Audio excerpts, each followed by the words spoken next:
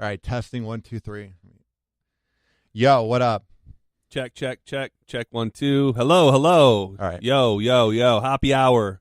What's up, John? Oh man, what a great feeling to be back with you. I haven't been in for a happy hour in what 2+ years, maybe. I think 3 years. Wow, dude, I gotta say, man, for people that don't know, the headphones that you use while making this podcast are. Any headphones would look small on you. Those are the smallest headphones I've ever seen, and they have a tiny little pink cord, and the little earmuffs are pink, and I don't know what I'm looking at. Well, the thing was my other pair broke, and I didn't feel like dishing out $45 to go to like Walmart or whatever to get headphones. So I just paid $5 and got these at Goodwill. You deserve better. I gotta say, I'm gonna make it my goal in life to get you some headphones. You deserve better. The Happy Hour listeners deserve to know that their host is wearing better headphones. Well, the thing is, with the little money we make, everything adds up. So the $45 you could spend, you could get on food or a date. Or drugs. That'd be you, not me. How have you been, dude? I'm proud of you. I'm proud of you, man. I've been doing really good. It's crazy. I saw the last time that I was on Happy Hour, the same night you had Sean Daly on, and I listened to just exactly. So I was listening. That's his name, right? You mean the guy who yells into the levels? Like the whole time, everything was in the red, and I should have turned it down, but I didn't know what to do. But he was like this. And it was like right into the mic. I was like, bro, what are you doing? Well, not everybody's a seasoned professional behind the microphone like you and I, but not everyone's an HSN game show host. That too, but just what I was getting at was things have changed drastically since the last time that I did this with you. Yeah, dude. I mean, back then, were you on Drew's show yet in 2016? I don't believe so. I don't believe I was. What were you doing in 2016? You were doing the crowded table. And you weren't, because you got the crowded table right after I won the Punch Out in November of 2.5 years ago. So I think that was kind of when you weren't here as much.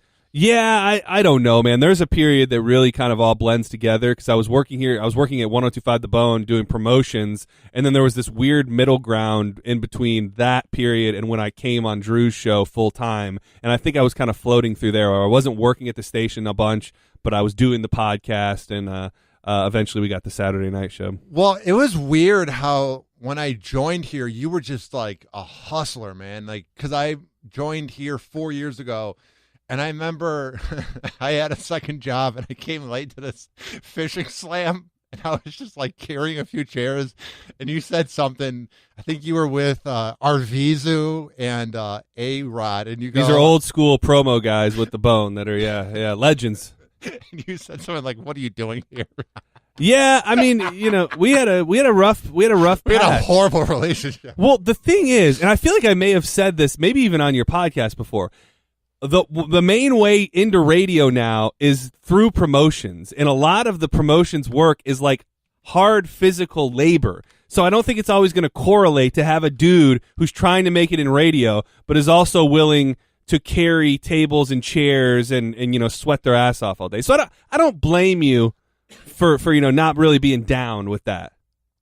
But then I got humbled by everybody. I got humbled by you, JR, and Miko, and Kelta, and Drew, and everybody in this building. I was talking to Fisher about that last night. I feel like you just get humbled the more years you put in radio. Well, there's no option. I mean, being humbled, however you want to say it, eventually, I don't even think it's so much about being humbled. I think it's probably just about accepting and realizing this. Do we curse on here? Say whatever the fuck you want. Yeah, okay. So this fucked up world that we've chose, I think eventually that just sinks in more and more. And to some that's humbling, to some that's depressing, to some that's a lot of different things. But I think you more just realize what the hell you're doing with your life. I think you have it really good in your personal life because your girl doesn't listen and she doesn't really seem to care that you're on the radio and probably doesn't get offended. And I think that's a really good thing. Yeah, I mean, there are things that have happened that I know. I mean, if we're having a conversation about it at all, I know it's not good. Like, you know what I'm saying? Like, if it's gotten to the point to where she's saying something to me, it's about as bad as it can be because she is very understanding. And a lot of that comes from her not listening. I mean, she says to me, she just says, I try not to listen. I like to be raunchy and go places that I'm sure some women find grotesque and she for some reason deals with it and pretends like it doesn't exist. Do you think you play a bigger side of you on air, or is that just you being dirty? It's me. It's me as it feels like it's you. It's me as much as can be. I mean, since I was little, like that's always what I've found funny.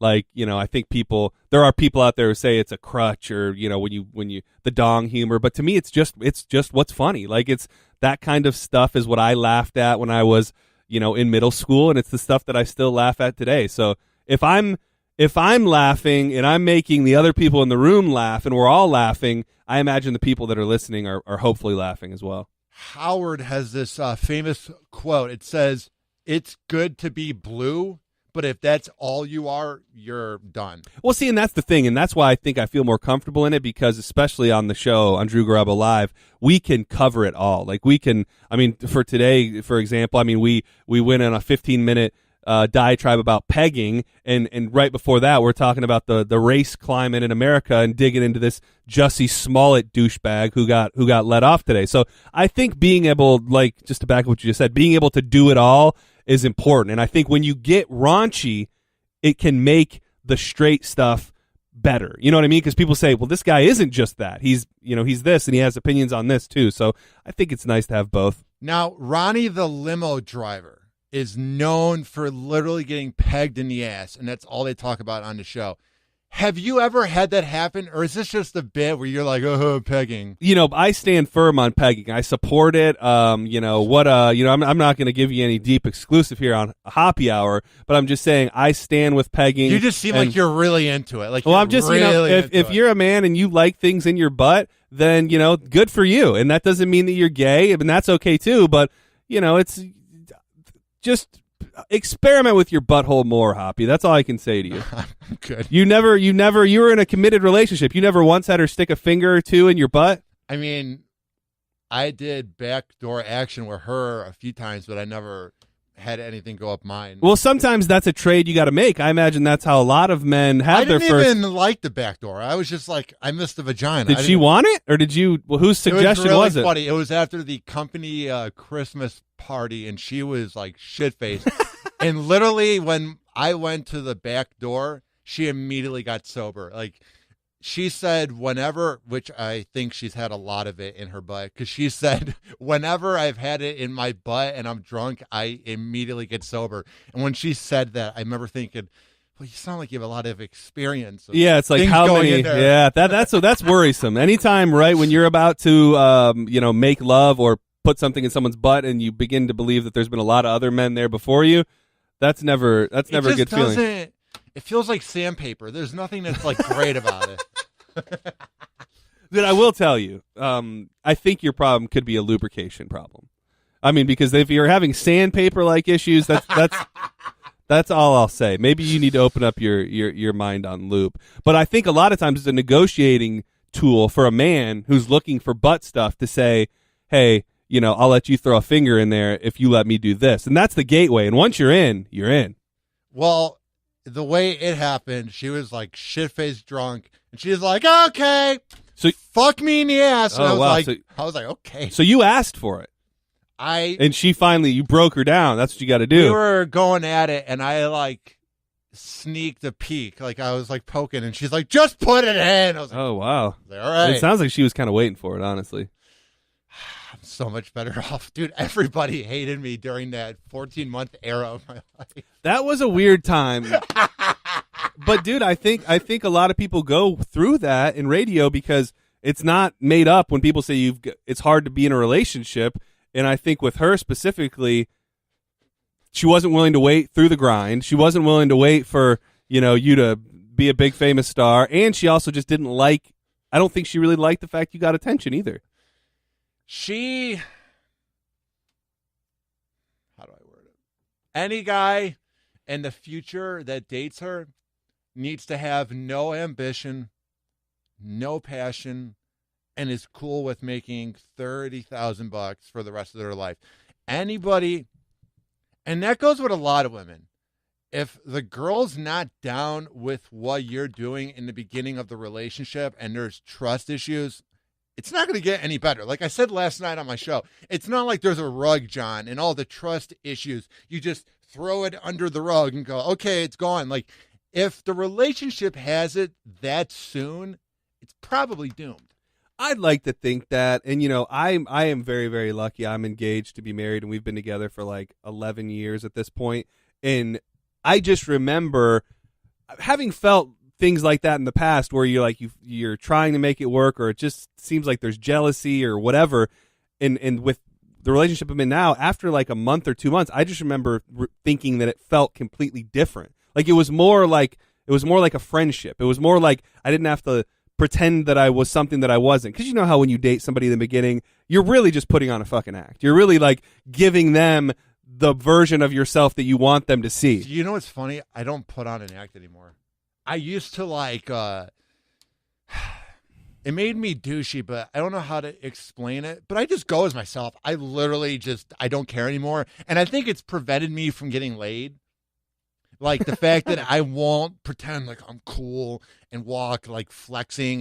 You know what I'm saying? Like where you act all hard on the first date, I act as myself. And I think it's why I'm not getting laid as much. But I'm not going to change for somebody. Because when you change for a girl, it pisses off everybody. You shouldn't have to change for somebody just because they have a vagina.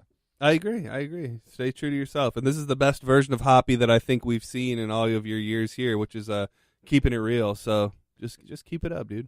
I've had 2 girls. You met one of them at the Apple a Day. What was it? It was the ugly Christmas sweater party. And she said that I was a pig on my show, and that I showed her a picture of everybody I work with. So I showed her Calta. She said he looked like a douchebag. And then I showed her a picture of Brennan, and she goes, "Oh man, he looks like such a prick." And I was like, they're just normal looking guys that are cool. And that was, to me, the moment when it was reminding me of my ex, where I'm like, even though we're friends with benefits, the fact that we're even having this issue where you're critiquing all my coworkers, I was like, when have I seen this before? Did you put it in her butt? Dude, she would smell. I don't know what it was, but. Like what? Like down there? Well, oh no, man. That's bad news.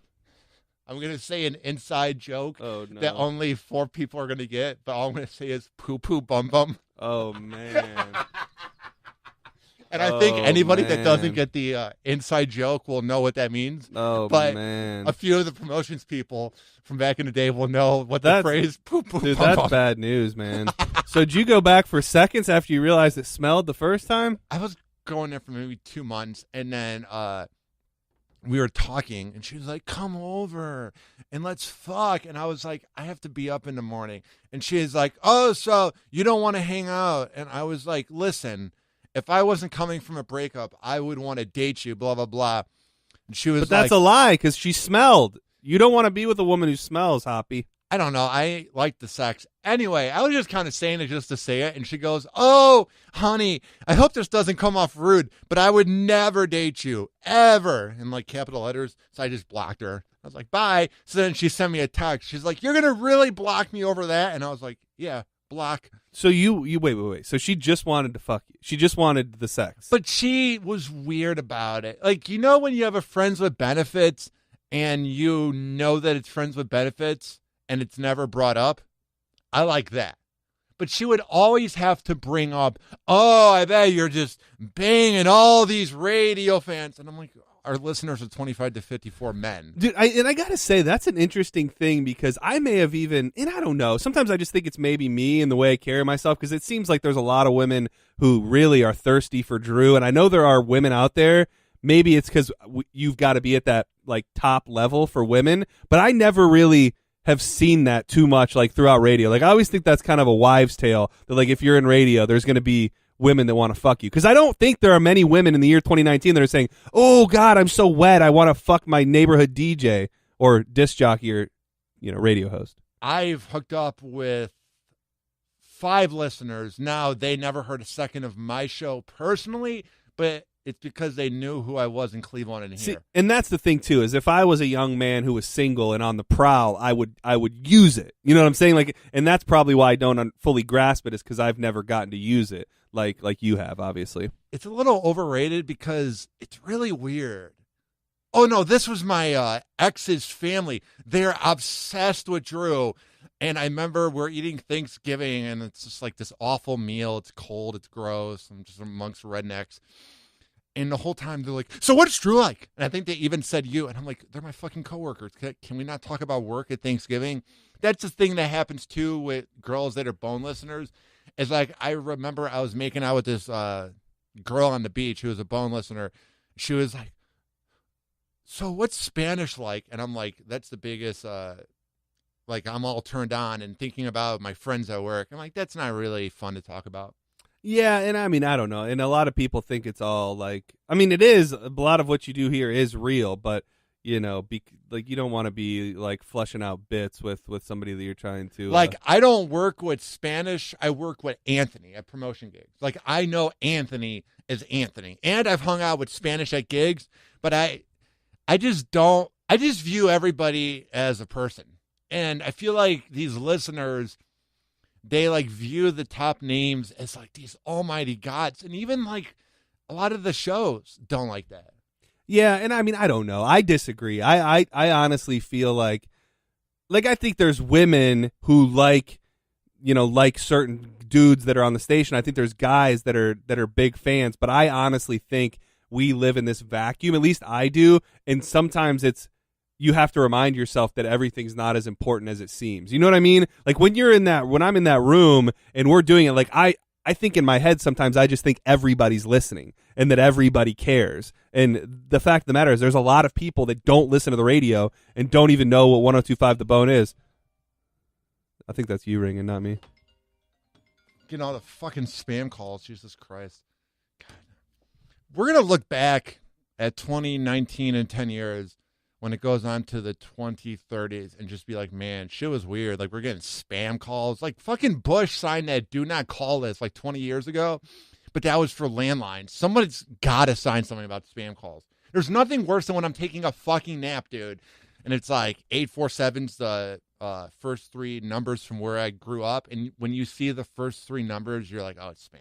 Dude, I'm just feeling blessed that we have the technology now so I get my little caller ID says spam caller or suspected spam. I'm at peace. Like, I don't pick up for anybody. Yeah, like you can still call me. I don't even ever have my ringer on ever. So call me. Just know that I got a heads up. I'm never going to answer your call. That's why I laugh when I hear like prank calls on the radio. I'm like, why would somebody pick up at 8 in the morning? Those are the glory days though, man. Prank calls through technology and everything. I think the one thing that suffered most is a good old-fashioned prank call. Now, you listened to Drew and Mike growing up. Did they do prank calls? Oh, they did prank calls, and they would do. They did a lot of different stuff. They did a lot of soundboard stuff, but they also did one that I love so much because the Red Wings were huge back then. They were winning championships, and they would call different cities and different diners and bars. And they would say like one of the big time players for I'm drawing a mental blank, but his last name was Belfer. So they would call the city in which the player played for, and they would say, "Hey, can you? My friend's at the bar. His name's Belfer Blows." And then you've got the bartender like yelling out, and it "Belfer Blow, Belfer Blow!" Like stupid stuff like that. At the time was just fascinating because it was you couldn't believe that it was real, and I think a lot of the stuff that they did was real. Dude, I was thinking about it. I wish I was like your age.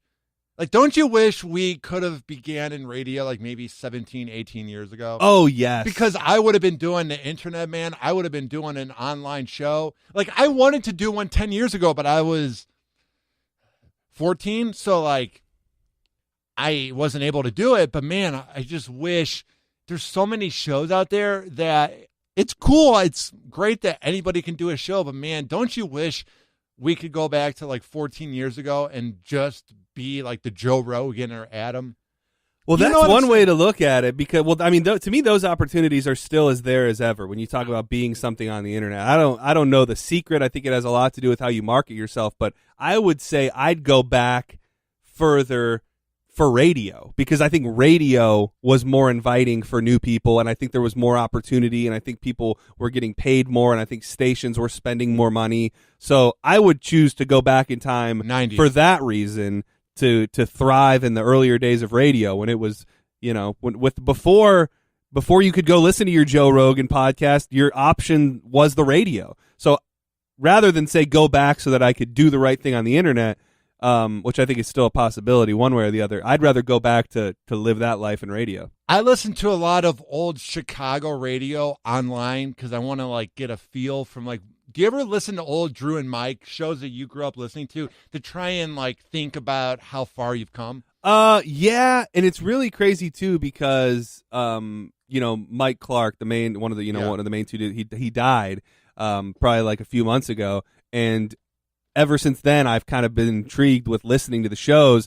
And when you listen to that as a kid, you don't realize that maybe it's embedding in your brain and kind of molding how you would one day be on the radio. But now when I go back and listen to those shows, as a radio guy, I love listening to the little, intricacies and how the show was produced and the timing of the show and the relationship that they had. It's just weird to go back and listen through different ears than when you would have ever originally heard. Does it make you sad when you hear a really good bit? I was listening to a show probably from 17 years ago on one of those sites that has all their old shows, and I was listening to it while driving, and they were talking about, what's the basketball team up there?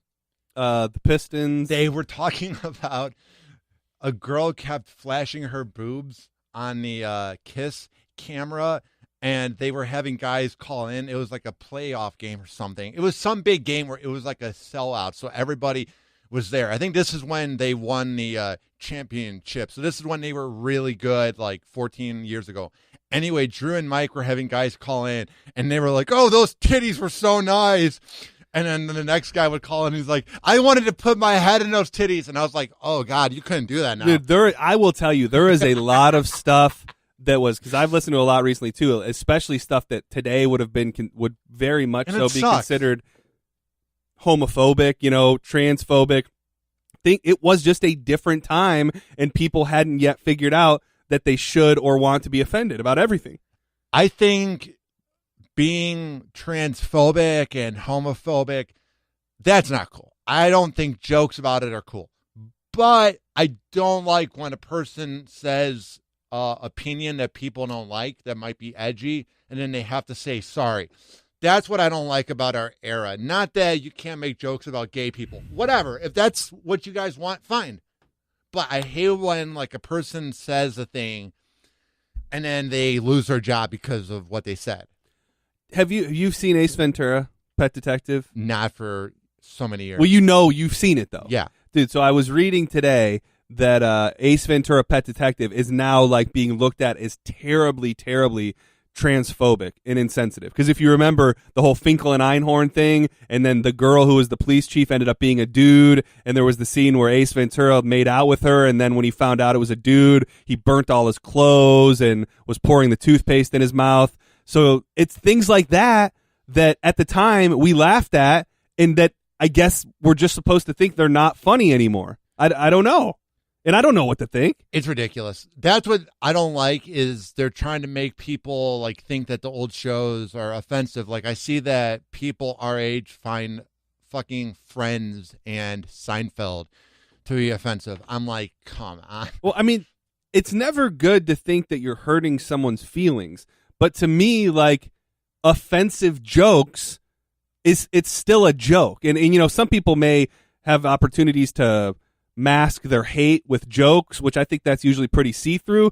But if it's a joke, I truly believe that you can get away with a lot. You know what I mean? And it may hurt people's feelings, but as long as it wasn't meant to hurt or comes from a place of hate, I think that a lot of these things that we see today are actually okay. What did you think about the whole Apu thing from last year with The Simpsons? I'm not really sure, and I've also was never been a Simpsons guy, so I feel really? like I don't really. Dude, it's amazing. And I remember growing up, the neighborhood kids watched it every fucking day, and I just remember never getting it, and still don't get it. But to me, that is taking something that somebody finds offensive. That story of somebody coming from another country and owning a convenience store has played out across this country millions and millions of times, and those people are very, grateful that they were able to have the opportunity to work, to own those stores. So I kind of look at it as something that to me could be told as seen in a good light that is now offensive. And what I didn't like too was they acted like that's all the show talked about. Homer makes white people look bad. Chief Wiggum makes cops look bad. Quimby makes people that run towns look bad. Barney makes drunks look bad. The bartender that owns the bar makes people that drink at bars make them look bad. Ned Flanders makes religious people look bad. Like, there isn't one character on the show that they make look good. Like, it's a parody on everything. It wasn't like it was just making fun of Indian people. They make fun of everybody. That's why I didn't get is there was nothing wrong with what they were doing, because they were making fun of feminists with Lisa, and they were making fun of young teens with Bart. The whole show is a parody on everything.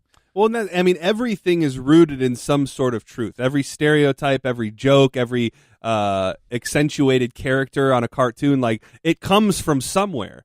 And, if I stop at 3 of the 4 stores on my way home today, there's a good chance there's going to be an Indian owner. And I don't look at that in any sort of derogatory way. And they're making more money than us. Well, I'm just saying, I don't look at that as a derogatory way, but I can very clearly see where that character was stemmed from. So I don't know, man. We live in crazy times where I think people really, really get off on being offended. They really enjoy being offended. They open their eyes in the morning and they say, what today can I be offended about? Is it something a radio personality is going to say? Is it a character on a TV show? Is it something that an actor did 15 years ago? Like, my philosophy is, if it doesn't affect you personally, then get a fucking life. The one that I didn't like was maybe 3 to 4 years ago. People were mad about something at Target, and it was all because one female wrote a blog, and then she put the blog, and then it went big, and it had like 10,000 retweets. So then people thought that, what was it? It was that there was a boy and girl section for toys or clothes, and they wanted everything to be like in one section. But the way she wrote it, she acted like her opinion represented to everybody, and then Target fumbled the ball and got all nervous by the pressure. And that was kind of the downfall of companies. To me, was, do you remember that? I don't know specifically what you're talking about, but I mean, I think that's what people, I think that's the tone that people take who like to get offended, as if they're speaking for the masses and not just themselves. And then I don't give people that get offended by people that their act is offensive, like Logan Paul. Like, his whole point is he's a douchey frat guy. Or like the Pardon My Take show, or any of those shows that are picking wars with people. They're offensive because they're being offensive. And that's what they're meant to be. And there are people that appreciate that. So let those people appreciate that. And if that's not what you like, then go about your day. Do you think the bone's offensive? Oh yeah, definitely. In a vacuum, like, some of the things that we say, that I say, that happen all across the station, from Mike Calta to Roger and JP to us, like, in a vacuum, if you pulled a clip, I'm sure that it could get me fired from a job in 10 years or keep me from public office is out of the question. But I think that what we do, depending on who you are, can be offensive. You know what's good, though, is that we're not on iTunes, so you have to hear the show in one day, right? And then it's gone. That's what's really good about the Bone, is it's not like there's 4 years of an archive where you can hear Calta from June 26th of 2017. That's what I really like, is I feel like once it's a day and the show's gone from the app, unless a person records it, I just don't think that's going to happen. And to me, if we're talking about anything serious, to ever come from something being offensive, is that you're exactly right. There's so much content and the shows move so fast, and you've got another 4-hour show coming tomorrow, that unless you've got a straggler who happens on the radio station and hears what they take to be the most offensive thing ever, like, I just think it's very hard. It's too fast to be offensive. It's funny. So up north, Fred and Angie are big in the Midwest. They're like a decent morning show. I'm friends with Fred, and I was listening to his show, and he was talking about how he wanted to have all the guys get their dongs measured. It was the bit you did with the clay when you did the crowded table. Yeah, the crowd. We did the Dongapalooza. And it was that exact bit, and I sent him a text. I said, we did that at the Bone, and he goes, dude, that's crazy. We would have no chance of doing it in the third biggest city. Like, it's funny how different markets, like the things that Rover says in Cleveland or things that Dave and Chuck the Freak say, you couldn't say. Well, that's the thing, too, is I think Tampa is a market that likes it edgy and likes it raunchy, and they can handle a little bit more. But, dude, like you just mentioned Dave and Chuck the Freak, those guys are out of Detroit, and, I mean, I'm blown away by the things that I hear them getting away with. Like, it's insane to me that we just places and things that we would never, ever do that they seem to do, willy-nilly. So, whenever I listen, I'm blown away. I didn't mean to interrupt you. Like, they'll say hand job and blow job, and I'm like, are they not run by the FCC? Dude. Does Michigan they're just not allowed, or they go past the FCC, or I don't know what's going on in Michigan. Last time I was in Detroit, Yeah. I turned them on as soon as I got in the car, and they were legitimately doing a call-in segment about this is gross. I don't support this. About your girlfriend farting in your mouth while you were eating her ass. And then like literally in depth, multiple men are calling up saying, oh, I was going to town on my girl's butthole and she just ripped one in my mouth. And I'm like, first of all, it's too gross for me even. It's grotesque. And secondly, like, that I would be under the impression that would be too far.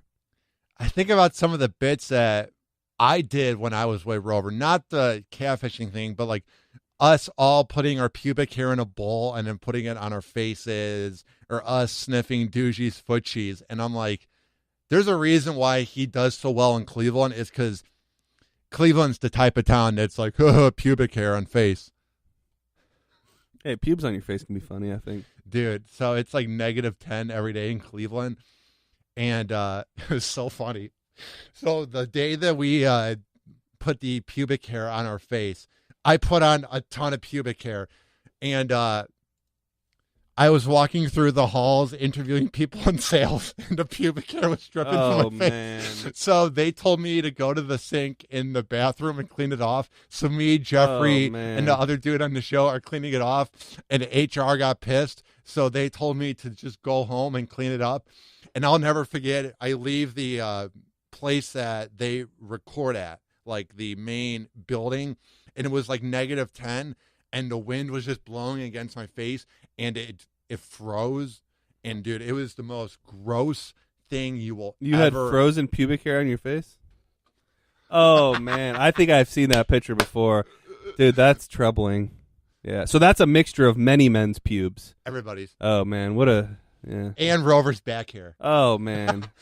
Hey, the things we do for this business, dude. Man. He makes so much money off of that. Yeah, blue humor. Good for him.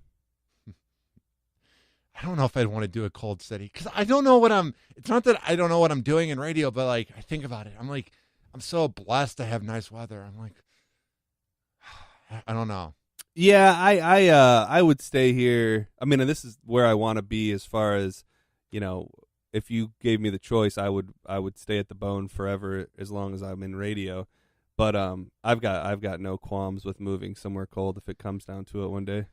It would really depend on the opportunity. Like, I would have to have the gut where I'm like, this is it. And I've applied for 2 jobs while working here. The Woody Show in Los Angeles, and I think maybe the Sam Roberts Show on Sirius Radio like 3 years ago. But there was another job I applied for. No, those are the only 2 I applied for, and that's because that felt like it'd be the right fit. But, man, like, you'll look at like a top 40 morning show in like Fargo, and I'm just like, do I want to make $30,000 and like have 18 inches of snow? Yeah, it would take something serious to get me somewhere like that. Seattle would be a city. San Diego, Los Angeles, Las Vegas. It would have to be one of those towns where there's like nice weather, at least decently cold weather.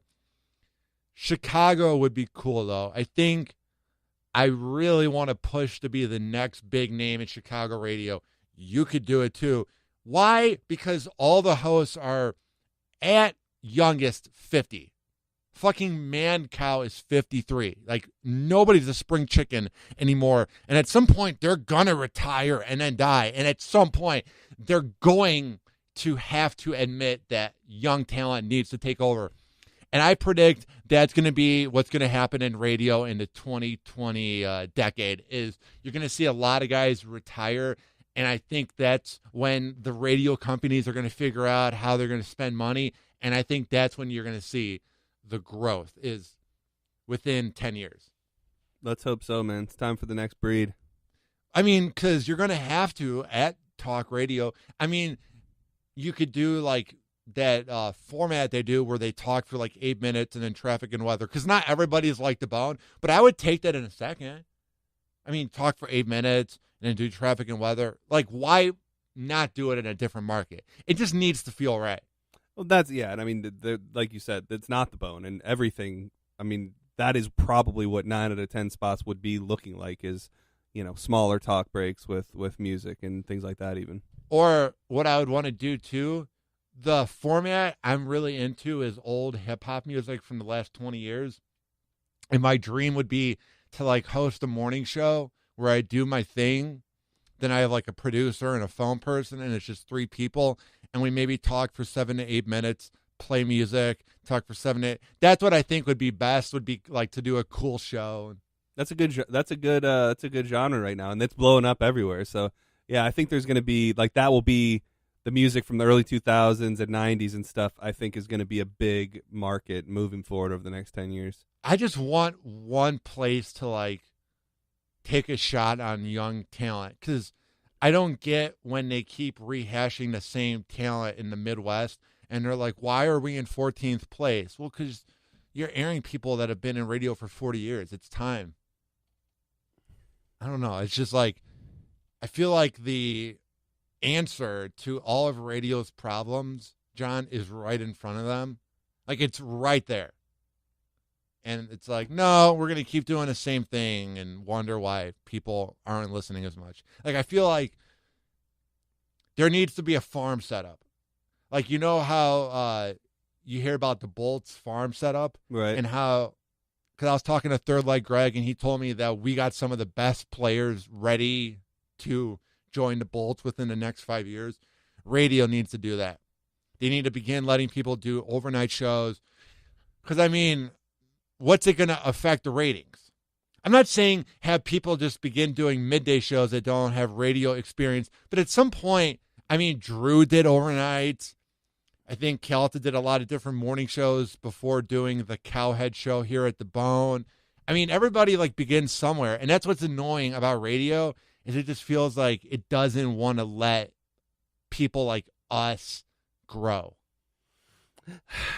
I don't know, man. It all comes down to money. It all comes down to money. But nobody's going to do anything for free, and nobody wants to pay more than what they have to. So here's what I don't get. Now, I'm not in the part of Cox Media where you see what everybody makes. I don't break down the checks. I don't do this or that. But if you're going to pay what you pay people to do promotions or to just answer phones or board up, why not just pay us what we make and let us on air? That's what I don't get is, and I'm saying this about anything, it's like there's so much potential. You feel me? If we're going to make what we make, why not let us? The fucking mics are right in front of us. I don't know, man.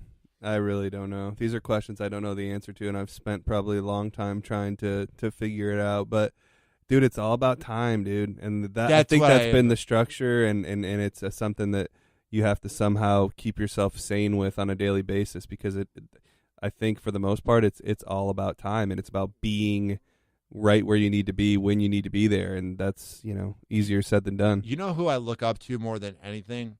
Kelta, man.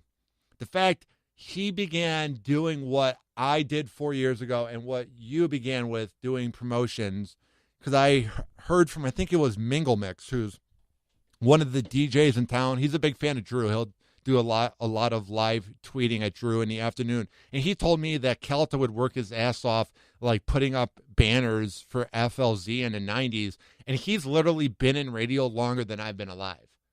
So it shows how hard he worked to get to where he's at. Because people are like, oh, blah, blah, blah. And they'll say a thing about Kelta. And it's like, but you do realize that he put in 1/4 of a century in this. Like he's put in 25, 26 years. Yeah, and I think that's always going to be why it's always going to be like that. Because you have a generation of people who put in all that work and then, don't want to see somebody else come up without putting in that work. So, if you ask me personally, the system is very flawed, and I don't think that, the best people are always in the best place. But, we chose it, and I think there's been people who have been in radio forever who've always been pissed off. You know what I mean? Like there's a certain level of, when you talk about people that work in radio, they talk about being jaded and they talk about this, but it's just finding that way to hunker down and like realize that we're doing in some form or fashion what we want to do. And Dan Le Batard, you ever listen to Dan Le Batard?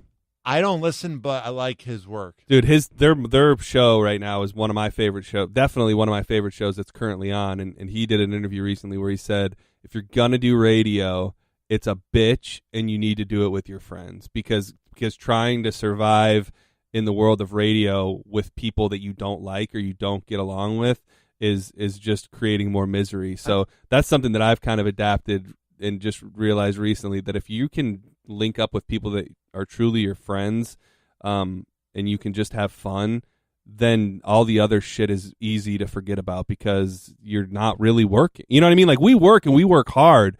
But, there's nothing better than sitting in a room for 4 hours with your friends and laughing.